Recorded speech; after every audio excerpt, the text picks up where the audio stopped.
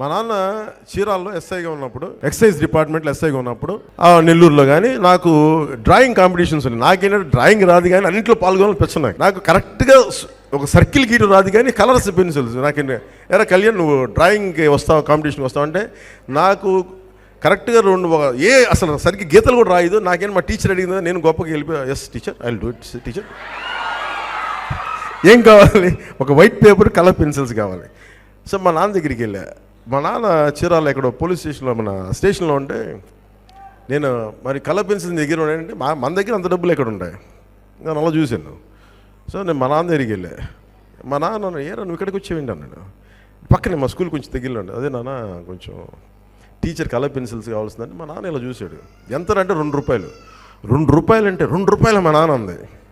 అవును నాన్న ₹2 అంటే పాప మా నాన్న దగ్గర డబ్బులు ఎక్కడ ఉంటాయి, అందరి దగ్గర పావాలని ₹1 అందరూ తీసి నాకు ఇచ్చి వెళ్ళి అదని చెప్పి పంపించేసాను. అంటే నేను అంటే ₹2 అంటే తర్వాత నేను ఏమన్నా అందరి దగ్గర తీసుకున్నావు అంటే మా దగ్గర ఎక్కడ డబ్బులు ఉంటారా, మా దగ్గర మనం కూర్చోబెట్టి నెలాఖరికి వచ్చేటప్పటికి మళ్ళీ వాళ్ళ దగ్గర మనం అప్పులు చేసి కదా మనం మనం కరెక్ట్గా 3వ వారం డబ్బులు అయిపోతాయి మన దగ్గర. నేను నేర్చుకుని చిన్నప్పుడు అది అలాంటి కుటుంబాల నుంచి వచ్చాం.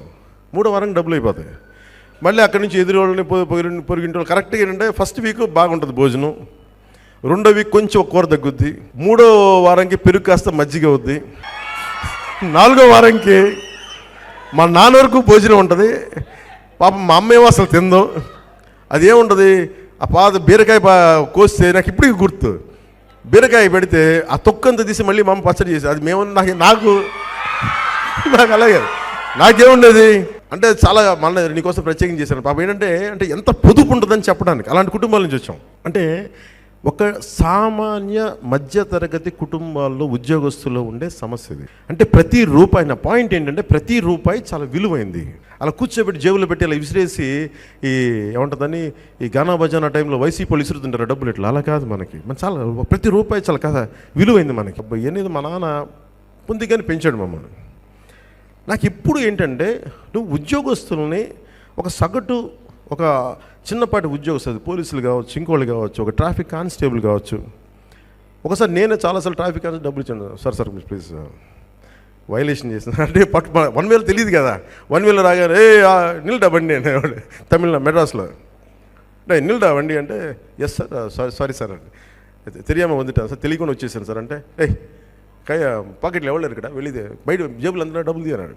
నా దగ్గర ఎంత ఉంటాయి తీసుకోబెట్టి కూర్చోబెట్టి నేను నా ఫ్రెండ్కి నాకు ఇచ్చేదే ₹30 అయితే మళ్ళీ నా ఫ్రెండ్ ఆనంద్కి పెట్రోల్ దాంట్లో ₹10 పోయించి ½ లీటర్ కరెక్ట్గా 200 ml అంతా పోయించి ఇంత ఒక కరెక్ట్గా 25 ml ఆయిల్ కలిపి మేము అలా ఏదో తిరిగేటప్పుడు మా పోలీసులు పట్టుకుంటే ఉన్న ₹20 పోలీసులకి ఇచ్చేసాం. అంటే మనకి మీరు చూడండి ఇప్పుడు మన ప్రతి ఒక్కరి జీవితంలో అనుభవం ఉంటుంది. లేదంటే ఒక పాస్పోర్ట్కి వెళ్ళాలి, అక్కడ ఏదో డబ్బులు ఇవ్వాలి, ఒక చిన్నపాటి రికార్డు కావాలి, డబ్బులు ఇవ్వాలి. ఇవన్నీ అంటే నేను అన్నది కరప్షన్ అనేది, లంచం అనేది దినచర్యలో భాగం అయిపోయింది. మనం ఏమనుకుంటాం, అరే తన్ని పలానా అధికారి వేధిస్తున్నాడు అని చెప్పడానికి ఎవరి దగ్గరికి వెళ్తాం? అయితే జ్యుడిషియరీ దగ్గరికి వెళ్ళాలి. జ్యుడిషియరీ దగ్గరికి వెళ్ళాలంటే అసలు ఆ పరిస్థితి సగటు మనిషికి అర్థం కాదు. పోనీ ఎక్కడికి వెళ్ళాలి? మన పొలిటికల్ లీడర్ దగ్గరికి వెళ్ళాలి, వాళ్ళే కరప్టే. అంటే నాకేమనిపిస్తుంటే నేను రాను నాకు అర్థమైంది ఏంటంటే ఈ రోజుకి మన అధికారులు కానీ మన రెవెన్యూ వ్యవస్థ కానీ చేసే కరప్షన్ అసలు జీరో. వాళ్ళు చేస్తున్న corruption is zero when compared to political leaders.